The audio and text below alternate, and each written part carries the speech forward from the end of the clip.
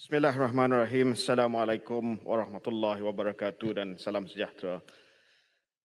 Pertama sekali, saya mengucapkan berbanyak terima kasih kepada semua ahli-ahli yang berhormat yang telah turut serta di dalam perbahasan pembentangan program imunisasi COVID-19 kebangsaan yang telah pun saya buat pada awal pagi tadi. Pihak Badan Bertindak CITF juga berterima kasih di atas pandangan dan cadangan penambahbaikan yang telah pun dikemukakan oleh ahli-ahli yang berhormat sekalian. Dan saya anggap bahawa sesi pada hari ini telah pun dijalankan dengan semangat bipartisan, semangat whole of government and whole of society approach. Sebab saya rasa dalam tujuan program imunisasi ini kita semua berkongsi matlamat, iaitu untuk memastikan bahawa kita dapat memberi perlindungan vaksinasi kepada seramai mungkin secepat mungkin. Jadi semua teguran daripada ahli-ahli yang berhormat dan cadangan saya terima dan saya ucapkan terima kasih dan insya-Allah saya akan usahakan sebaik mungkin. Ada beberapa perkara yang telah dibangkitkan melalui kategori yang mungkin saya cuba menjawab satu persatu. Antaranya adalah yang berhormat, saya baru nak mula. Ya, tapi ada perkara situ saya nak sebut. Tahniah yang berhormat Rembau dengan semangat tadi itu, ini ada bipartisan dan kerana telah menerima teguran-teguran, pandangan-pandangan daripada semua pihak dalam usaha ini. Dalam kesempatan ini saya ingin bertanya pihak yang berhormat tentang satu laporan yang telah dibuat oleh Code Blue di yang satu kes yang telah laporkan iaitu di Setia City Convention Center PPB. Dan dia telah melaporkan satu yang baik untuk menambahbaikan PPB tersebut dan sebagainya. Tetapi apabila dia point out, dia pula kena charge di bawah Section 505B of the Penal Code dan juga Section 233 of the Communication and Multimedia. Sedangkan sebenarnya apa yang telah di point out itu adalah sesuatu yang baik. Dan selepas ini, semua PPB telah pun dipertingkatkan dan sebagainya. Hasil daripada laporan ini. Jadi apakah yang berhormat ini membuat pertimbangan supaya apabila sesuatu to point out yang baik itu, jangan di-charge. Jangan ada di-charge, tetapi ambil baik cadangan-cadangan tersebut supaya kita dapat sama-sama perbaiki apa yang yang being pointed out, including this reporter. Terima kasih. Terima kasih ahli yang berhormat. Saya sedia maklum kes ini. Walaupun keputusan siasat untuk disiasat ataupun dituduh itu di luar lingkungan tugas saya, secara semangatnya saya setuju dengan yang berhormat. Tidak perlu diambil tindakan terhadap sesiapa yang membuat laporan untuk menambah baik PPV, dan saya akan bincang dengan badan-badan dan juga pihak berkuasa yang berkaitan untuk memastikan bahawa kita biar sajalah apa yang telah berlaku sebagai satu laporan yang telah dibuat dalam semangat untuk menambah baik program PIK kita. Saya ingin bermula dengan menyentuh soal perolehan. Seperti mana yang saya sebutkan tadi, keputusan untuk kita melaksanakan perolehan telah pun dibuat pada bulan November yang lepas. Setelah kita melihat kepada interim data yang didapati daripada beberapa syarikat pembekal vaksin, termasuklah Pfizer dan sebagainya. Kita perlu ingat bahawa pada waktu tersebut, vaksin yang dibangunkan oleh Pfizer yang menggunakan platform mRNA tidak pernah diguna dalam dunia. Ini adalah kali pertama digunakan vaksin mRNA. Baru kali pertama diadakan ujian klinikal, masih lagi menunggu dapatan penuh daripada ujian klinikal tersebut. Malaysia telah mengambil tindakan yang berhemah dengan melihat kepada keputusan interim dan membuat tempahan setelah kita berpuas hati dengan keputusan keberkesanan, efikasi dan juga keputusan keselamatan safety vaksin-vaksin tersebut. Sebenarnya selain daripada Malaysia, negara Australia, Korea Selatan dan Jepun telah menerima bekalan vaksin Pfizer lebih kurang pada masa yang sama. Menunjukkan bahawa kita telah membuat penilaian yang sama dengan negara-negara yang maju yang ada di rantau Asia Tenggara ataupun Asia Pasifik. Saya ingin memaklumkan bahawa ada yang memberi pandangan berkenaan dengan Singapura. Singapura, saya tak pasti apa sebenarnya yang telah menyebabkan mereka yakin untuk membuat keputusan sedikit lebih awal, tetapi antaranya adalah pelaburan yang telah dibuat oleh Temasek, iaitu syarikat pelaburan kerajaan Singapura yang telah melabur bersama dengan pelabur-pelabur lain sebanyak 250 juta US dollar dalam syarikat BioNTech pada bulan Jun 2020. Syarikat BioNTech ini, untuk makluman ahli-ahli Muhammad, adalah syarikat usaha sama dengan Pfizer yang telah bangunkan vaksin Comirnaty keluaran Pfizer. Jadi saya mungkin andaikan kalau sekiranya Temasek adalah sebahagian daripada pemilik syarikat tersebut, kemungkinan besar mereka akan didahulukan dari segi penghantaran vaksin. Saya difahamkan melalui laporan media bahawa negara Israel sebagai contoh yang juga dijadikan rujukan sebagai negara yang antara pertama menerima vaksin Pfizer telah membayar harga yang tinggi dan setuju untuk data-data vaksinasi rakyat mereka dikongsi bersama dengan Pfizer. Option yang tidak diberikan kepada mana-mana negara yang lain. Indonesia pula telah mulakan vaksinasi awal dengan menggunakan vaksin Sinovac kerana Indonesia menjadi tapak untuk ujian klinikal fasa 3 Sinovac. Dan negara ataupun pengeluar vaksin akan memberi keutamaan kepada negara-negara yang menjadi tempat ujian klinikal bagi vaksin mereka. Namun demikian, saya terima teguran daripada ahli-ahli yang berhormat supaya kita lebih pantas untuk membuat ramalan bagi tahun-tahun yang mendatang. Sebahagian besar daripada pembahas juga merujuk kepada keperluan untuk kita membuat perolehan vaksin untuk tahun hadapan. Mungkin ada yang telah baca laporan media yang menyatakan bahawa ada negara-negara yang sudah mula membuat tempahan untuk tahun 2022. Mungkin ada keperluan untuk diberikan dos yang ketiga ataupun dengan izin second booster shot dan juga vaksin yang diberikan kepada golongan kanak-kanak. Sebab itu pada 2 minggu yang lepas, saya telah pun bermula rundingan dengan syarikat-syarikat pengeluar vaksin, terutamanya syarikat Pfizer, untuk Malaysia memuktamadkan perolehan vaksin bagi tahun 2022 dalam masa yang terdekat untuk memberi tumpuan khusus kepada pengeluaran Pfizer yang baru, iaitu spesifik untuk booster dose dan spesifik untuk vaksin kepada golongan kanak-kanak yang akan dikeluarkan pada ada sikit soalan tahun depan. Sikit belakang. Terima kasih Pak Menteri. Berkaitan dengan perolehan dan penghantaran vaksin ini, kalau dilihat jumlah yang perlu dihantar oleh Pfizer sebanyak 45 juta dos itu, kita baru menerima lebih kurang 8 juta ya, 9 juta. Jadi kita ada baki lebih kurang 36 juta dos lagi. Jadi adakah ada obligasi undang-undang yang boleh kita aktifkan ketika mana ada kelewatan yang mungkin akan berlaku untuk kita terima vaksin ni? Tambahan untuk booster dose. Tambahan juga. Terima kasih Yang Berhormat Menteri. Berkenaan dengan booster dose khususnya kerana ramai antara mereka yang menerima vaksin Sinovac dan kerajaan telah putuskan untuk keluarkan Sinovac daripada PIK. Jadi bagaimana apabila booster dose diperlukan, bagaimana kerajaan akan memberikan booster dose ini untuk mereka yang sedang menerima Sinovac?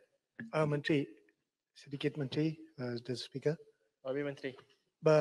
berkaitan dengan apa yang ditanya tadi, adakah booster dose ini akan dibayar oleh kerajaan ataupun oleh penerima seperti yang dicadangkan untuk penjualan Sinovac? Terima kasih.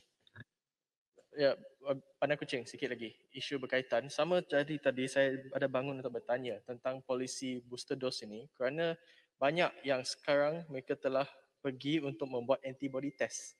Dan kita tahu ada segelintir yang memang akan vaksin resistant. Jika mendapat keputusan negatif, apakah SOP, apakah advisory seterusnya? Jika Wabi Menteri boleh beri penjelasan. Terima kasih. Menteri, boleh saya tanya satu soalan? Sini. Boleh menjelaskan ya mengapa masih perlukan mega-mega PPV kalau lain-lain cara yang mungkin boleh sekejap ya digunakan? Berhormat, saya nak sentuh kepada isu yang dibangkitkan dulu, then we can go on to the other thing later. Ya. Okey, berkenaan dengan isu-isu yang dibangkitkan tadi, berkenaan dengan booster dose ini.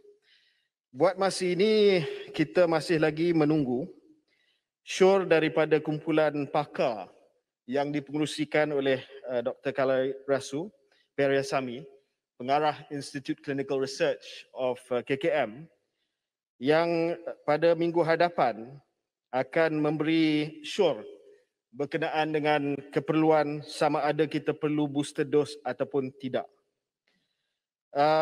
Perkara ini juga akan dibentangkan bukan hanya dari sudut keperluan booster dose berdasarkan kepada pengalaman di negara-negara lain, tetapi sama ada kita dapat memberi booster dose heterologous vaccination. Maksudnya kita memberi vaksin yang berbeza daripada vaksin asal yang kita terima. Ada beberapa negara yang sudah mengamalkan heterologous vaccination, contoh di Korea Selatan, di Germany, disebabkan gangguan kepada bekalan vaksin, mereka terpaksa mix vaccination mereka. Kita akan dapat syur daripada kumpulan pakar berdasarkan kepada real world data dan juga data klinikal sama ada heterologous vaccination ini selamat, yang pertamanya. Dan yang kedua, sama ada mereka yang telah menerima lengkap 2 dos satu jenis vaksin boleh terima booster shot yang ketiga menggunakan vaksin yang lain. Namun demikian, menjawab soalan daripada Gopeng tadi, Sinovac tidak dikeluarkan daripada PIK. Cuma kerajaan sudah selesai menerima perolehan kita. Tetapi Sinovac masih lagi berada dalam PIK dan kita boleh pada bila-bila waktu dan masa memperolehi Sinovac untuk PIK. Malah untuk makluman Ahli Yang Berhormat daripada Gopeng, ada setengah orang yang tak boleh terima vaksin Pfizer kerana masalah alahan ataupun anafilaksis. Sebab itu kerajaan akan kekalkan dalam PIK stok penimbal ataupun stockpile sedikit Sinovac untuk kita beri kepada mereka yang memang tidak sesuai untuk terima vaksin Pfizer. Berkenaan dengan perkara antibody testing yang dibangkitkan oleh sekejap ya, Yang Berhormat, saya jawab Bandar Kuching dulu. Berkenaan dengan antibody testing yang dibangkitkan oleh Bandar Kuching, kita akan membangunkan satu polisi untuk antibody testing. Buat masa ini kerajaan tidak menyarankan agar antibody testing dilaksanakan. Dan ini adalah selaras dengan garis panduan yang telah dikeluarkan oleh US Food Drug Administration FDA dengan CDC yang mengingatkan orang ramai dan juga pengamal kesihatan bahawa ujian antibody SARS-CoV-2 yang dibenarkan sekarang tidak boleh digunakan untuk menilai tahap imuniti atau pelindungan seseorang dari COVID-19 pada bila-bila masa. Sebab standardization itu tidak ada dan guidelines-nya tidak ada, dan seperti mana yang Muhammad sebut, mungkin ada yang vaksin resistant yang tidak menunjukkan antibody. Dengan itu, apa yang kerajaan telah buat adalah untuk memperuntukkan sebanyak 15 juta ringgit supaya kita dapat melakukan di bawah Institute of Medical Research KKM satu antibody immunosurveillance program. Kajian ini penting untuk kita melihat tahap antibody dan neutralizing antibody di kalangan penerima-penerima vaksin di Malaysia dan dapat ditentukan meliputi perkara-perkara berikut. It has to be quite specific. Menentukan kadar serokonversi antibody yang meningkat dan menyutralkan SARS-CoV-2 pada 8 masa berbeza selama 2 tahun di antara penerima vaksin yang pertama, dan menentukan tahap tindak balas sel T dan antibody ILO terhadap SARS-CoV-2 pada 3 masa yang berlainan selama 3 bulan di kalangan populasi umum yang menerima pelbagai jenis vaksin dan menganggarkan kejadian jangkitan COVID-19 selepas vaksinasi. So that is a medical research that is going on. As far as the antibody testing for lay people are concerned, kita masih lagi belum ada garis panduan dan saya harap Umat, tidak boleh tanya dilaksanakan. sikit? Boleh tambah sikit soal. Sekejap, saya minta Yang Berhormat sempurna dulu. Terima kasih Yang Berhormat Menteri. Menteri dah nyatakan tadi tentang another approach of menggunakan booster dan 2 dose dalam mengatasi masalah COVID di negara ini. Di samping itu kita juga menyedari hakikat bahawa ada vaksin yang hanya boleh digunakan single dose like Johnson & Johnson.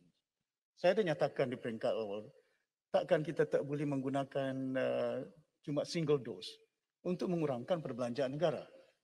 Yang ada kita terbatas kewangan negara kita dah berhutang more than 1 trillion. Dan kalau ini proven and approved by WHO, why can we confine so at least the rural area particularly dengan izin kawasan-kawasan luar bandar untuk mereka mendapat sampai 3 dos, mengambil masa untuk mereka berada di pusat vaksinasi yang ada. Terima kasih. Yang Boleh, Berhormat, boleh. sekejap, Atas poin yang sama, sekejap boleh saya jawab sekejap ya. Minta maaf Yang Berhormat, mungkin saya tak berapa jelas tadi. Polisi kerajaan adalah untuk memberi sekurang-kurangnya 1 dos. That is a must. Terutamanya kawasan luar bandar pedalaman. Dan apabila bekalan pertama CanSino 1 dos sampai, saya telah menjanji Yang Amat Berhormat Ketua Menteri Sabah akan dapat dahulu. Sebab we want to give to the kawasan pedalaman di Sabah. Apa yang kita tak tahu setakat ini adalah sejauh mana how long the vaccine works for. Berapa lama keberkesanan vaksin itu bertahan. Itu yang kita tak tahu. Dan kita tak tahu sebab kita belum lagi ada data daripada negara-negara lain. Kita kena ingat bahawa kebanyakan negara hanya baru mula menggunakan vaksin ini pada bulan Januari. So at best we only have 7-month data at best. Johnson & Johnson mungkin lebih kurang ataupun tempohnya kurang daripada 6 bulan. So what we will do is of course kita akan bagi dahulu 1 dos kawasan pedalaman for sure. Boleh Berhormat. Tetapi saya bangkitkan sekejap. Saya bangkitkan Antibody. soal booster dose secara keseluruhan. It may well be the case Yang Berhormat that after 6 months kita nampak antibody itu menurun. Then we have to go back to kawasan pedalaman. Mau cakap soal Memberi booster dos yang Berhormat. kedua.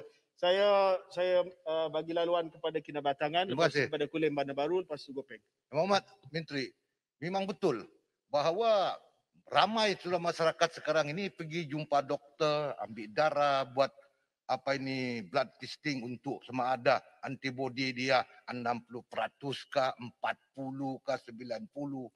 Jadi rupa-rupanya benda ini tidak compulsory sebab belum ada satu sistem yang diletakkan oleh kerajaan. Jadi apakah tindakan selanjutnya sebab ini mungkin tidak perlu kita galakkan dan doktor-doktor yang lain ini tidak perlu membuat testing dengan mana-mana sebab tidak ada juga apa-apa keuntungan dia.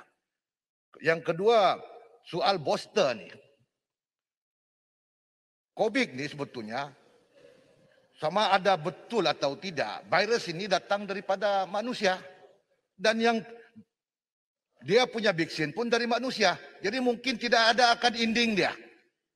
Mungkin dia yang akan berlarutan dan apa yang penting sekarang ini yaitu kita pastikan bahawa semua rakyat divaksin dan kita akan tentukan pula hala tuju kita selepas itu. Terima kasih Yang Berhormat. Datuk Speaker, terima kasih Yang Berhormat Rembau. Saya ada 2 perkara. Vaksinasi ni Yang Berhormat Rembau akhir sekali adalah ke arah herd immunity. Tapi ancaman dia adalah variant. Soalan saya, apakah sudah ada dalam perkiraan MOSTI dalam banyak-banyak vaksin apa boleh menjadi jawapan kepada varian baru ini dan apakah sudah dilakukan usaha yang seterusnya untuk perolehan pertama. Yang kedua, satu ketika Perdana Menteri, saya ikuti dalam laporan media, ikut melancarkan hasil kerjasama Malaysia-China untuk menghasilkan satu vaksin yang namanya COV-NIF. Katanya dia dah buat sampel hampir 34,000 di Mexico, Indonesia, China, Malaysia kan. Kemudian ujian klinikal dia pun lulus. 1, 2, lulus oleh siapa? Oleh EUL. EUL. Ya, Muhammad Haji tahu kan? Dibuat WHO. Tapi kemudian senyap. Saya ingat masa masuk tu lebih kurang macam Sinovac juga. Jadi sebenarnya kat mana berakhirnya percubaan untuk COV-NIF ini yang dikatakan usaha sama Malaysia, China ini, apakah dia sangkut dekat NPRA ke ataupun sangkut kat mana? Terima kasih. Terima kasih Yang Berhormat Menteri berkenaan dengan antibody. Apabila jangkitan COVID ini berlaku, ratusan antibody terjadi di dalam badan. Dan bukan semua antibody itu neutralizing antibody. Sebahagian antibody dijadikan untuk yang ada pasaran yang mengesan antibody adalah untuk mengesahkan sejarah jangkitan. Dan ini bukan neutralizing antibody. Jadi memang usaha baik untuk memantau keberkesanan vaksin yang sedia ada dari segi memantau tahap neutralizing antibody. Soalan saya, adakah sepatutnya berlaku sekarang memantau antara populasi yang tidak diberikan vaksin sama ada mereka telah dijangkiti? Kalau kita tahu berapa peratus yang pernah dijangkiti, kita akan dapat meramal setakat mana tahap jangkitan tersebut dan sama ada kita sudah melepasi puncak pandemik. Jadi saya cadangkan supaya kementerian ataupun sama ada Kementerian Kesihatan ataupun MUSTI boleh buat surveillance dari segi antibody di kalangan populasi yang masih belum divaksinasi. Sekian. Terima kasih Yang Muhammad Gopeng atas cadangan yang baik itu. Kita akan ambil maklum saranan kajian tersebut. Saya setuju dengan kinabatangan soal booster itu memang kita sedang kaji, tapi yang penting seperti mana yang disebut oleh Sempurna tadi adalah kita selesaikan dulu dos yang pertama dan dos kedua. Kalau ada single dose vaksin, kita percepatkan. Namun demikian saya terpaksa bangkitkan isu booster dose sebab sudah pun dibangkitkan dan perkara yang perlu kita membuat persediaan sekiranya perlu kita melaksanakannya. Kulim Bandar Baru telah bangkitkan 2 poin berkenaan dengan varian. Setakat kita tahu sekarang, vaksin Pfizer dengan vaksin AstraZeneca sudah pun menunjukkan melalui penerbitan di dalam jurnal kesihatan bahawa walaupun ada sedikit penurunan dari segi keberkesanannya terhadap varian Delta, masih lagi berkesan. Vaksin Sinovac telah pun kita terima maklumat daripada pengeluar sendiri yang mengatakan bahawa vaksin Sinovac juga memberi tahap pelindungan yang baik terhadap varian Delta. Dan daripada liputan akhbar yang kita melihat, sebab saya difahamkan di Indonesia sebahagian besar daripada Barisan Hadapan Kesihatan mengambil Sinovac, di sini Pfizer. Tapi walaupun berlaku sedikit angka kematian di sana, tetapi jumlah yang terdedah kepada vaksin atau kepada virus yang terpaksa masuk ICU ataupun meninggal dunia adalah kadar yang rendah. Jadi kita simpulkan di situ bahawa any vaccine is a good vaccine for you walaupun berlakunya varian Delta sekarang. YB. Menteri. Ya. Boleh YB. saya tanya Yes. soalan? YB, Kulai nak lama tunggu. Ya. Kulai. Yang Berhormat Petaling Jaya. Taling Jaya nak bangkitkan pasal vaksin ke pasal PPV? PPV. Nanti PPV belum sampai tajuk dia lagi. YB, saya nak tanya tentang vaksin. Kulai. Kulai ya. Terima Lebih kasih. rembau, soalan saya pasal COV-NIF tadi. Oh ya, COVID saya dengar Kulai dulu. Yang Berhormat boleh? Terima kasih YB Menteri. Saya nak tanya, tadi YB ada sebut bahawa sedikit itu Sinovac ada dikekalkan atau disimpan untuk orang yang tak sesuai dengan Pfizer atas alasan perubatan. Tetapi sekarang kami juga ada menghadapi situasi di mana Sinovac itu tidak direcognize oleh beberapa negara seperti Singapura, seperti Australia. Jadi untuk mereka yang perlu pergi ke sana, belajar ke ataupun mereka yang bekerja di Singapura ke, bagaimana boleh tak mereka minta bahawa Pfizer diberikan kepada mereka? Saya setuju dengan polisi Menteri bahawa warga Malaysia sepatutlah kita tak pilih mana satu vaksin. Tetapi untuk kategori ini kerana mereka ada alasan yang dalam pandangan saya sangat solid, sangat bagus, boleh tak mereka minta, ada channel tak untuk mereka minta bahawa sesuatu vaksin itu seperti Pfizer diberikan kepada golongan ini. Terima kasih YB Menteri. Yang Muhammad Kulai. YB Menteri, berkaitan juga YB Menteri. Penampang. Boleh. Just now I asked you dengan izin, can the government fund these booster shots dan adakah government ingin menjual booster shots ini? Terima kasih. Sebagai contoh, vaksin Pfizer hanya dijual kepada kerajaan negara saja dan bukannya pada pasaran swasta. Itu memang polisi Pfizer. Jadi mahu tak mahu persekutuan akan beli, akan perolehi dulu. Dasar berkenaan dengan pemberian vaksin booster ini akan ditentukan dan diumumkan kemudian oleh Menteri Kewangan mungkin dalam belanjawan akan datang. Tapi saya yakin kita akan dapat memberi vaksin ini kepada sebahagian besar daripada rakyat kita secara bercuma dalam peak yang berterusan. Soalan daripada Kulai tadi, kita seperti mana yang Kulai tahu, kita mengamalkan dasar yang tidak boleh memilih. That is the best policy for us right now. Tetapi dalam keadaan-keadaan tertentu, untuk practical reason, kita boleh memberi kelonggaran. Sebagai contoh, saya bagi contoh kepada Kulai. Pelajar-pelajar yang pergi untuk universiti di luar negara, kita padankan mereka dengan vaksin yang diiktiraf di negara yang mereka nak pergi. So those students who are going to China, we've been giving Sinovac. Those students who are going to Europe, for instance, we have been giving them Pfizer or AstraZeneca. Jadi dalam kes-kes yang praktikal dan tertentu, kita boleh menerima permintaan melalui MySejahtera Help Desk untuk mereka pergi ke luar negara bagi tujuan vaksin yang diiktiraf oleh negara tersebut. Saya tambah satu saja. Saya nak tanya, mereka minta di PPV ke atau bagaimana? Kerana mereka terima notis. Kita akan ada satu feature dalam MySejahtera. Sekarang ini dah ada feature MySejahtera. Memang ada. Mereka sudah terima notis daripada MySejahtera. Ya. Tetapi mereka tak pasti. Okay. Jadi kerana setakat pengetahuan saya, PPV tersebut sekarang bagi Sinovac. Tetapi pelajar tu nak pergi ke Australia. Jadi maksudnya mereka pergi ke PPV dan buat permintaan untuk Pfizer on the spot, is it? Tak, mereka boleh batalkan temu janji dan boleh melalui help desk minta supaya mereka menyatakan bahawa mereka adalah pelajar yang ingin keluar negara untuk mendapat vaksin. Okay, Menteri, Terima sikit saja. Jadi saya nak jawab Kulim Bandar Baru dulu.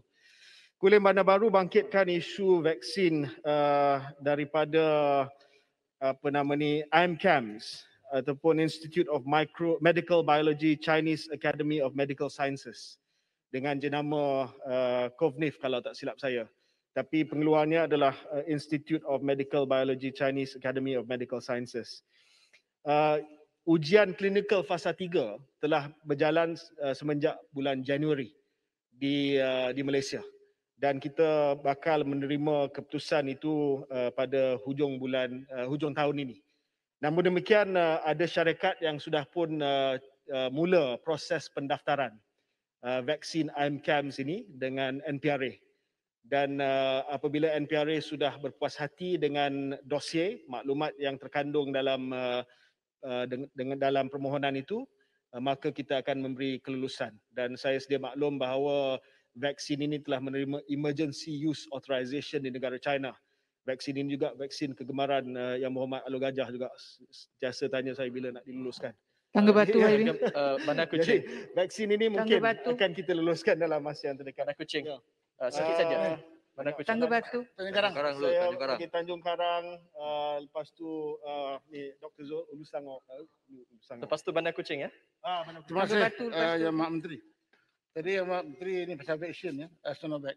Tadi disebut di Indonesia pun dah bermula dulu, tapi kita sudah maklum bahawa Sinovac juga dah lama di Malaysia.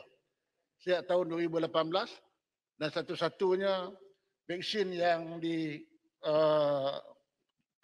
dikenalikan oleh syarikat tempatan iaitu Pharmanega. Tadi juga disebut bahawa Sinovac ini telah pun memenuhi obligasinya kepada kerajaan.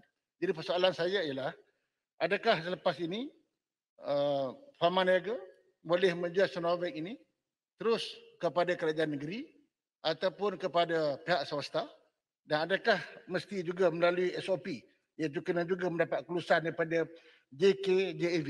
Terima kasih. Tangga Batu YB. Okey, terima kasih YB. Minta maaf, okey, ladies first, Tangga Batu. Okey.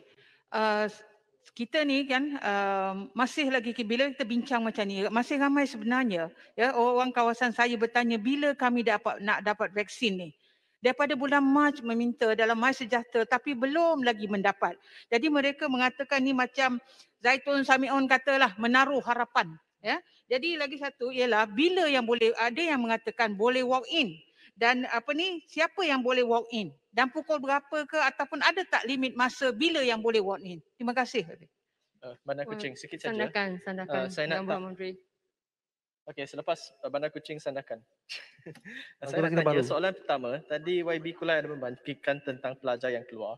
Saya nak tanya tentang kanak-kanak di bawah 18 tahun. Saya tahu satu keputusan telah dilakukan untuk tidak memberikan, tetapi ada timeline tak untuk review keputusan tersebut? Itu nombor satu. Nombor dua, tadi YB Menteri ada mengatakan tentang Sinopharm, vaksin dari China, satu syarikat telah apply untuk mendapatkan bekalan tersebut. Saya nak tanya, syarikat apa yang telah dapat kontrak untuk Sinopharm di Malaysia, untuk Moderna dan juga Janssen's jika ada, atau kita hanya dapat dari COVAX. Yang ketiga, adakah kerajaan bercadang untuk regulate harga in the private sector? Berapa mereka boleh charge untuk setiap vaksinasi? Sekian, terima kasih. Dengan izin. Ya. Yang Berhormat Menteri, sandakan. Kuala Selangor. Terima kasih Menteri. Ya, saya perlu merakamkan usaha gigih Menteri despite all odds from the very beginning. Alhamdulillah, I've been giving you all this support of go. Ya, semua kita mahukan perkara ini dilakukan dengan yang terbaik. Soalan saya ringkas saja, Menteri, sejauh mana akan Mosti, particularly yourself, bersedia untuk membuat pelaburan at this critical time when sementara kita berdepan dengan cabaran of the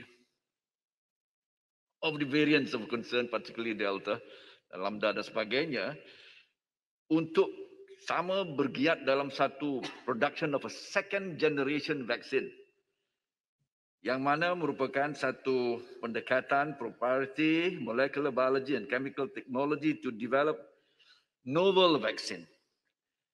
Di mana kalau dengan izin saya berbahasa lebih sikit dalam bahasa Inggeris, taking a unique approach to vaccination against SARS-CoV-2, instead of only using one target antigen, they are developing a vaccine that focuses on all major immunogenic features of the SARS-CoV-2 virus, but cannot spread, meaning they are a vector, they cannot reproduce, making it safe and efficacious.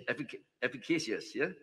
A digital DNA design platform, this is a new platform, a digital DNA design platform, not your viral vector platform, not your test and try technology of the attenuated virus, ataupun your other mRNA particularly. A digital DNA design platform is used to ensure rapid development and easy production of our novel vaccine RVX13, which is already in the media. Soalan saya, Menteri, sejauh mana Malaysia dan Menteri particularly, I'm seeing you as one of the, the future. Would you want to invest this Kerajaan Perikatan National, would we Malaysia want to invest in this second generation vaccination? That would be a question because moving forward, as you very well have noted tadi, adalah cabaran variant. And if this variant is to come this way, it is as if we are facing another new pandemic. Soalannya, apakah Malaysia bersedia melaburkan, membuat pelaburan yang besar untuk melahirkan satu second generation vaksin yang menggunakan an innovative technology based on apa yang dikatakan sebagai technology that is based on targeting more than one the spike protein, the S protein, but rather on all major immunogenic features of the SARS-CoV-2 virus. Terima kasih Menteri, panjang sikit, maaf. Yang Menteri. Sandakan. Saya minta jawab soalan dulu sebab banyak perkara yang saya nak sentuh dan speaker pun tak bagi masa yang panjang, ya. Saya jawab pertama dulu Tanjung Karang. Terima kasih atas pandangan yang disebut oleh Tanjung Karang tadi. Cuma saya tak pasti vaksin mana yang wujud sejak tahun 2018 untuk COVID. Sebab COVID itu COVID-19. Coronavirus Disease 2019. So I'm not quite sure what coronavirus vaccine there was in 2018 dengan izin ya Muhammad. Tapi saya kalau salah pemanaga inform saya bukan salah. Saya pun tanya benda yang sama. Dia kata telah pun dibawa sejak 2018. Ya. Tapi pada masa itu memang untuk cacing saja. Ya. Tapi itu yang sekarang digunakan untuk COVID itu maklumat yang diberikan kepada saya oleh pihak pemanaga. Okey Muhammad. Tanjung Karang lupa makan ubat ni. Cuma Yang Muhammad, tapi Yang Muhammad tepat berkenaan dengan soal obligasi Sinovac kepada kerajaan Malaysia. Itu dah selesai. 12 juta mengikut kontrak asal dah selesai. Kita dah minta tambahan 3 juta sebab ada sedikit kekurangan daripada Pfizer bagi bulan Ogos. Selepas itu kita bercadang untuk memberi peluang kepada pasaran swasta untuk wujud. Ini bukan U-turn ya. Tadi disebut oleh Wang Semaju kalau tak silap saya U-turn. Sebab kalau mengikut peak, vaksinnya adalah percuma. Cuma pada satu masa, bila sudah ada bekalan di peringkat swasta, takkan kita nak tutup bekalan tersebut. Sebab bekalan itu memang dah ada. Keperluan kerajaan ada. Bekalan yang diberikan kepada kerajaan dan peak pun sudah ada. Jumlah suntikan vaksin kita 500,000 satu hari. Dan kalau ada tambahan yang ada pada pembekal, kita boleh buka kepada pasaran swasta secara terkawal. Apa yang saya maksud secara terkawal? Secara terkawal maksudnya kita di Jawatan Kuasa Jaminan Akses Vaksin yang dipengusikan bersama oleh saya dan Menteri Kesihatan akan menentukan harga ceiling. Harga ceiling untuk penjualan vaksin di pasaran swasta. Supaya tidak membebankan mereka yang nak bayar. Mereka yang nak bayar ini mungkin mereka yang tidak mahu tunggu untuk peak. Walaupun kita bagi jaminan pada bulan Ogos, September, Oktober kita akan hampir selesai semua dewasa. But if they want to go and get vaccinated faster in the private market, they can pay. But we would like to put a ceiling price to this. Dan perkara ini akan ditentukan oleh Jawatan Kuasa Akses Vaksin pada minggu depan. Apabila bermesyuarat nanti. Dan perkara ini saya telah maklumkan kepada Jawatan Kuasa Kira-kira Wang Negara dan telah pun disyorkan oleh Jawatan Kuasa Kira-kira Wang Negara semalam.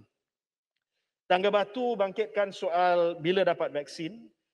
Saya percaya dalam tempoh masa sebulan dua ini ramai yang telah daftar awal akan dapat.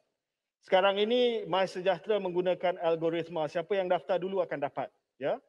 Cuma kadang-kadang senarai menunggu yang dilaksanakan di PPV tidak mengikut algoritma tersebut ataupun di kawasan-kawasan tertentu mungkin belum lagi selesai suntikan untuk fasa kedua iaitu warga MAS dan juga OKU ya. Tetapi secara umumnya polisi kita dari segi algoritmanya adalah untuk menolak mereka yang telah mendaftar dahulu di kalangan mereka berusia 60 tahun ke bawah. But when a senior citizen registers now, they will be pushed out. Maknanya dia akan dapat segera janji temu mereka. Saya nak habiskan semua jawapan saya dulu ya. Lepas tu saya akan kalau ada masa nanti saya akan buka kepada yang lain. Untuk walk-in, kita dah buka walk-in kepada warga MAS untuk Kuala Lumpur dan juga Negeri Selangor. Dan berdasarkan kepada prestasi suntikan yang diberi kepada warga MAS di negeri-negeri lain, apabila mereka sudah sampai kepada nilai ambang tertentu, mungkin 95% of those who are 60 and above, who have already received their vaccination, maka kita boleh buka kepada walk-in.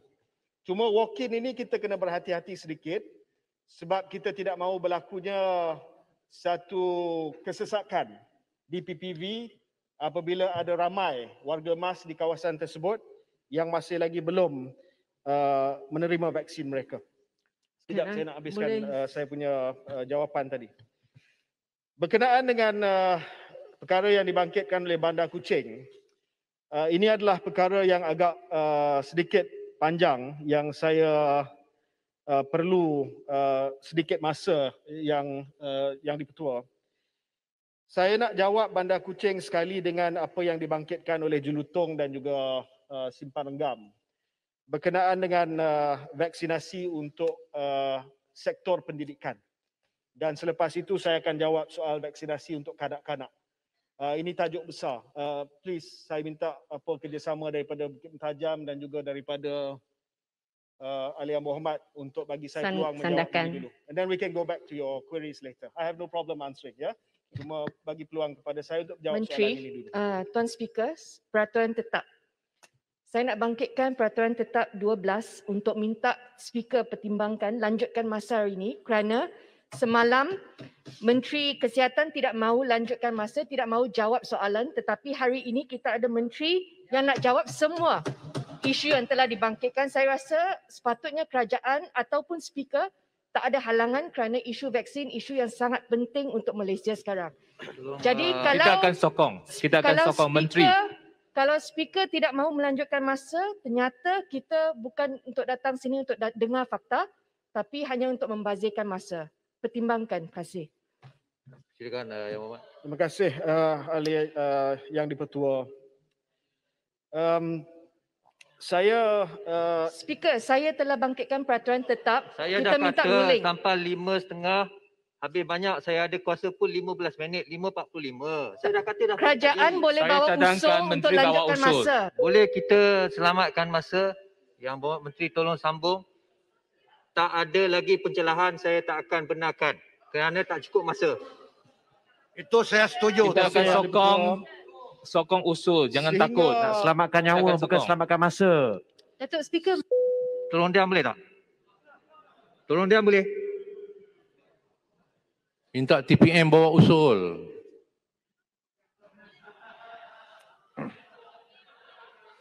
Datuk Speaker, benarlah Menteri kuasa boleh bawa TPM. usul. Boleh usulkan. Tolong diam boleh tak? Yang bawa Menteri silakan. Terima kasih Yang Dipertua. Saya ingin menyentuh soal vaksinasi kepada sektor persekolahan. Sehingga 27 Julai, seramai 303,682 guru, iaitu 73.5%, 45,197 anggota kumpulan pelaksana AKP ataupun 67%, dan 33,633 pekerja perkhidmatan sokongan kontrak seramai 38% sudah menerima sekurang-kurangnya 1 dos vaksin. Bagi vaksinasi guru kelas peperiksaan tingkatan 5 dan 6, status kemajuan adalah menggalakkan dengan sejumlah 80,717 guru, iaitu 90% telah pun divaksin. Manakala bagi sekolah swasta, seramai 12,894 guru ataupun 66.8% telah pun divaksin. 4,367 guru tahun peperiksaan ataupun 58% dan 3,026 kaki tangan sokongan, iaitu 54% sudah menerima sekurang-kurangnya 1 dos. CITF sedang bekerjasama rapat dengan KPM dalam memastikan bilangan guru, anggota kumpulan pelaksana dan perkhidmatan sokongan kontrak yang belum mendapat janji temu lagi dapat dikenal pasti segera untuk dibuat penjadualan janji temu. Terdapat sebilangan yang menolak vaksin di kalangan guru dan saya menyeru supaya pihak pentadbir sekolah dapat membuat capaian kepada golongan tersebut supaya tidak tercetusnya jangkitan selepas pembukaan sekolah. Saya ingin pergi kepada sekejap dulu Tong. I want to go to the students pula. Pertanyaan Is it sikit okay, saja. Simpan Renggam, kalau saya pergi kepada students pula? Tak sikit ya, berkaitan dengan kaki tangan sokongan itu, adakah termasuk kaki tangan kantin dan juga pemandu-pemandu bas sekolah seperti yang saya tanyakan tadi? Terima kasih. Kaki tangan sokongan yang saya maksudkan ini adalah pegawai keselamatan, pekerja pembersihan, operator kantin dan pemandu bas dan van sekolah. Tuan Mohamad. Bagi vaksinasi untuk golongan remaja dan juga pelajar sekolah. Task Force program vaksinasi guru, anggota kumpulan pelaksanaan dan pekerja perkhidmatan sekolah di semua institusi pendidikan telah diadakan dan KPM bersama MOSTI memantau vaksinasi kumpulan ini, termasuk pelajar tingkatan 6 yang sudah mencapai umur 18 tahun. We are giving vaccinations to those who are 18 and above, especially those who will be sitting the STPM examination. But saya ingin sentuh berkenaan dengan vaksinasi untuk golongan adolescent. Ya Muhammad, sebelum itu sikit saja. Bolehkah saya berterima kasih di atas segala inisiatif yang diambil oleh Yang Berhormat. Bolehkah saya mendapat komitmen daripada kerajaan bahawa sebelum sekolah dibuka pada bulan September nanti, semua warga guru di Malaysia diberi suntikan sekurang-kurangnya 1 dos. Bolehkah Yang Berhormat memberikan komitmen tersebut? Saya bersama dengan Menteri Pendidikan memberi jaminan bahawa semua warga pendidikan akan diberi vaksinasi sebelum pembukaan. Confirm. Terima kasih Muhammad. Ya. Sekarang saya nak pergi Satu persoalan tadi, sekolah adakah termasuk college vocational? Saya terima baik cadangan daripada Simpan Renggam. Saya akan bincang dengan Menteri Pendidikan supaya kita masukkan semua kategori lain yang dibangkitkan tadi oleh Simpan Renggam, termasuk jugalah dengan Kementerian Pengajian Tinggi. Termasuk juga pelajar-pelajar. Pelajar-pelajar saya nak sentuh sekarang ya. Ini isu Yang yang Berhormat penting. Menteri, sandarkan sekejap saja, sikit saja. Regarding My Sejahtera just now. Terima kasih Yang Berhormat Menteri. So regarding itu My Sejahtera help desk tadi. So students yang perlu melanjutkan studies ke luar negara, overseas lah. Jadi adakah ada satu macam time frame apabila mereka sudah apply melalui My Sejahtera Help Desk, berapa lama mereka perlu tunggu, sebab ada yang kes-kes yang beritahu saya 1 bulan atau 2 bulan pun tidak dapat temu janji dan mereka perlu pergi dengan segera. Itulah soalan pertama. Soalan saya yang kedua adalah mengenai vaksinasi di Sabah. Jadi dalam nota pendengaran YB Menteri, 1.856 juta dos diagihkan ke Sabah. Tetapi kenapa jumlah dos yang diberi hanya 18% dan disandarkan adalah lebih kasihan adalah 8.3% untuk dos pertama dan 13.9% untuk 2 dos. Adakah bermakna kaki tangan tidak cukup? Dan my third question is the last question. So adakah YB Menteri bercadang untuk memberi vaksin pintu ke pintu kepada kawasan PKPD di kawasan seperti disandarkan? Sebab ini kawasan yang dijalankan PKPD merupakan kawasan yang high red zone lah, sebab kawasan rumah-rumah yang mereka tinggal adalah sangat padat dan sangat easy get contracted for the COVID-19 dan juga merupakan high risk, kawasan high risk. Dan di setakat ini ada 27 kawasan di Sabah dikenakan PKPD dan selepas PKPD mereka sudah test COVID negatif, adalah opportunity yang sangat bagus untuk kasih vaksin mereka. Dan hari ini ada 4 kawasan lagi disandarkan dijalankan PKPD. Jadi untuk bagi baku makanan saja bukan adalah satu way out lah. For my point of view, saya ini mencadangkan kepada YB Menteri adalah untuk menjalankan vaksinasi pintu ke pintu juga. Dan sebab sekarang kes positif adalah di Sabah akan mencecah 1,000 sudah. Hari ini adalah 912. Jadi saya harap YB Menteri look into all the Sabah seriously. Thank you so much. YB Menteri, sikit saja. YB Menteri singkat tapi penting.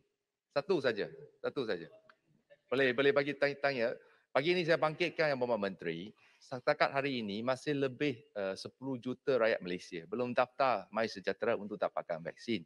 Apakah yang akan dilakukan oleh kerajaan untuk memastikan semua rakyat ni daftar untuk dapat vaksin supaya usaha kita dalam program imunisasi COVID kebangsaan tidak gagal to achieve 80% herd immunity. Terima kasih. YB Menteri, Lanang sini. Saya ingin sentuh tentang vaksinasi di Sarawak. Sebenarnya di Sarawak memang kita ada banyak vaksin dan sekarang kita telah benarkan walk-in. Tetapi yang banyak lagi yang telah menerima vaksin tetapi sekarang MySejahtera mereka belum update lagi. Yang ada pada April sampai sekarang dalam MySejahtera mereka masih kosong. Jadi mereka masih terima panggilan dari KKM untuk menerima vaksin. Mereka yang faham mereka tidak akan mengambil dos seterusnya, tapi bagi warga emas mungkin mereka akan anggap itu booster dose bagi ke PBB untuk mengambil dos ketiga. Jadi saya harapkan Yang Berhormat Menteri boleh selaraskan dan koordinat dengan MySejahtera supaya vaksinasi dan MySejahtera ada satu coordination supaya rakyat tidak dikelirukan. Terima kasih. Terima kasih Yang di-Pertua. Saya banyak nak dijawab. Saya cuba jawab satu persatu dan sambung apa yang saya nak sebutkan tadi. 372. Ini perkara yang penting berkenaan dengan vaksinasi untuk golongan remaja. Bagi untuk golongan remaja berusia 18 tahun hingga 17 tahun, pihak NPRA telah memberi kelulusan untuk vaksin Pfizer diguna pakai terhadap golongan remaja usia 12 hingga 17 tahun.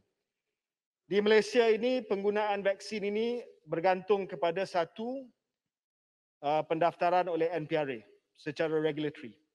Dan yang kedua adalah advice from the experts.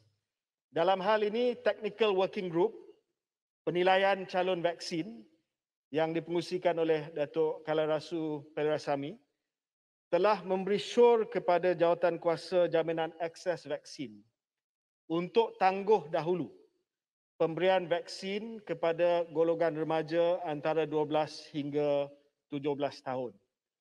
Keputusan ini adalah selaras dengan keputusan yang telah dibuat di United Kingdom, di mana mereka telah tangguh dahulu pemberian vaksin kepada golongan 12 hingga 17 tahun.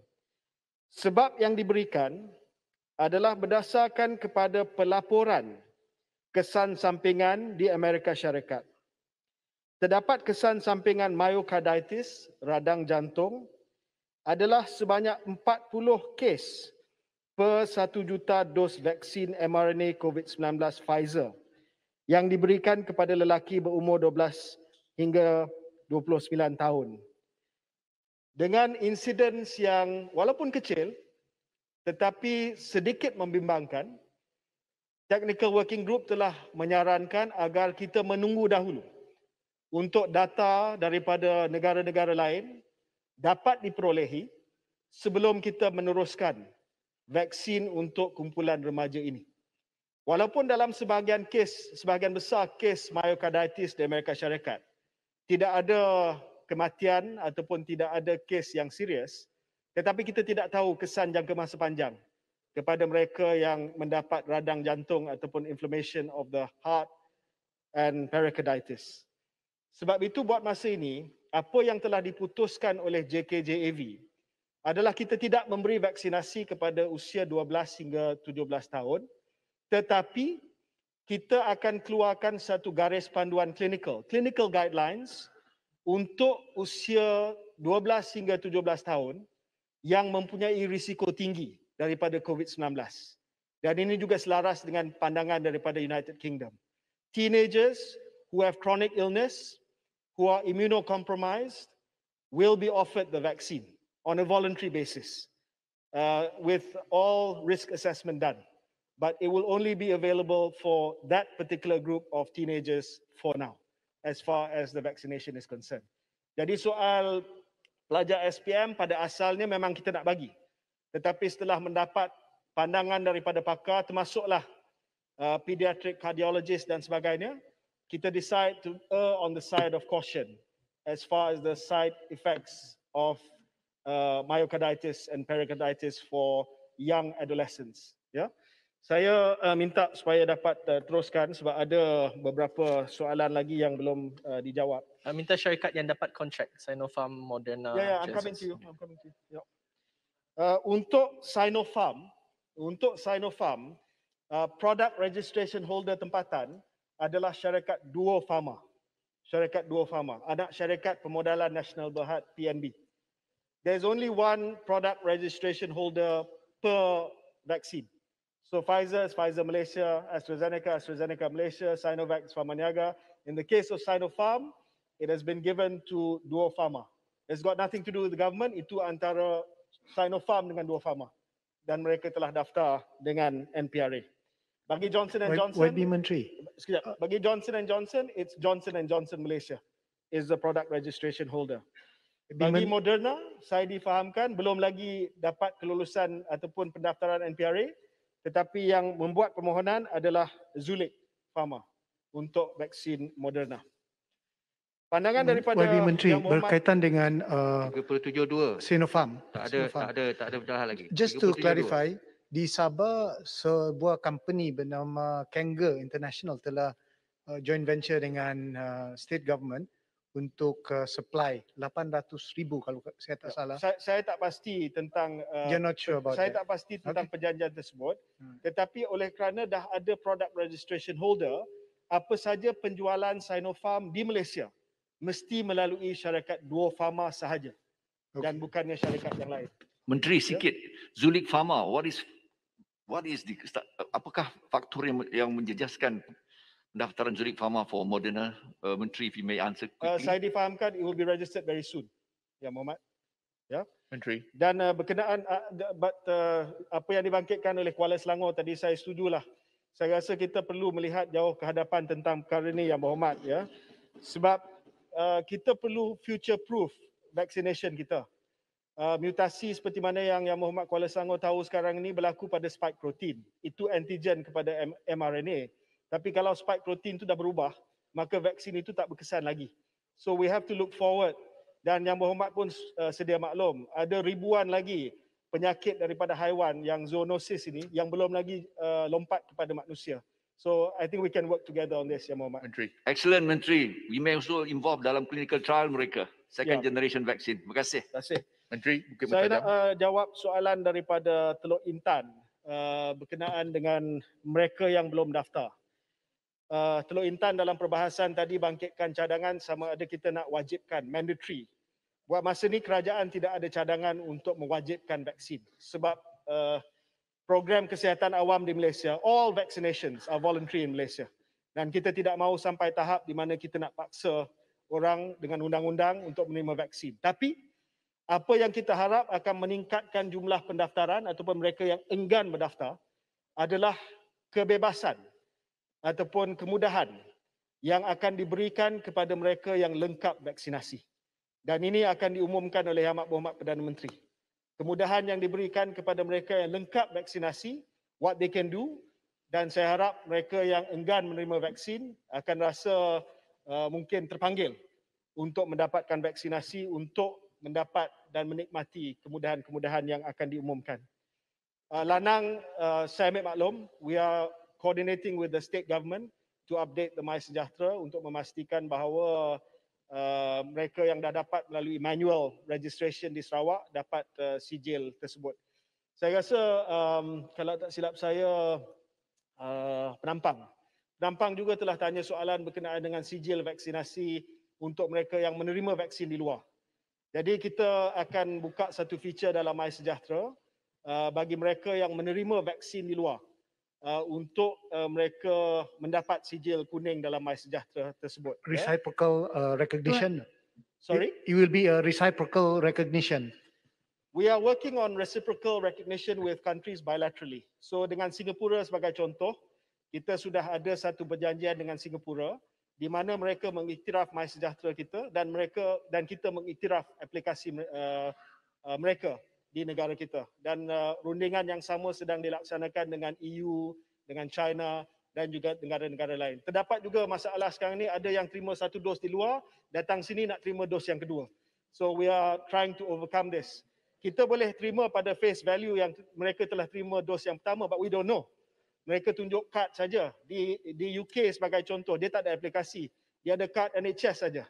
So we have to take at face value that they had their first dose overseas. They will receive the same privilege, Minister, as the one that you will announce or the Prime Minister will announce? Yes. Same privilege. Thank Kalau you. sekiranya mereka kata mereka terima dos di luar dan mereka lengkap 2 dos di sini, kita akan bagi kebebasan yang sama kepada mereka. Ya. Tuan Yang di-Pertua, Kalau boleh saya menyokong cadangan daripada Segambut tadi untuk kita beri lebih masa kepada YB Menteri. Saya datang dari Sabah dan saya rasa vaksin adalah topik yang paling penting sekarang. Tolong duduk. Yang Awak Menteri tolong habis. Lagi 5 minit saja. Menteri, soalan saya PPV belum sebut lagi. dijawab. Belum. Soalan Bagilah masa pada Yang Awak Menteri. Sebab banyak sangat. Tak boleh jawab. CITF. Sorry, what was your question, bertanya? Speaker yang tak bagi masa sekarang untuk Menteri jawab. Berkenaan Kelang. Terima kasih. Pekerja Tolong Kelang. diam sekejap boleh tak? Mana kuasa saya nak sambung masa ni? Tolong diam sekejap. Menteri berkenaan Kelang. Terima kasih Pekerja Menteri. Kelang. Saya suka mendengar bahawa Menteri sini. kata bagi jaminan Pekerja Kelang. menjelang bulan September semua akan dapat vaksin. Saya harap sekurang-kurangnya berikan tarikh kepada mereka. Kalau ada tarikh, bolehlah orang nak dapat vaksin melancang. Kalau tidak, bila pihak swasta dibenarkan untuk jual, mungkin kerana tidak tahu tarikhnya, mereka terpaksa beli. Saya harap Bila tak faham bahasa Malaysia ni susah. Saya kata 37.2, saya boleh tak bagi siapa pun mencelah kerana nak habiskan urusan. Aduh. Tapi mencelah juga. Kemudian kata saya tak bagi masa. Tuan Yang Ketua, saya jawab secara boleh kami ringkas. minta speaker rayu kepada Menteri. Saya nak bagi Menteri macam mana? sana. Lanjutkan masa kerana Menteri berkenaan saya nak lanjutkan Pekerja masa? Kelang, Menteri. Rayu. Yang Bawa Menteri tolong. Lagi 4 minit je. Terima kasih Yang Dipertua.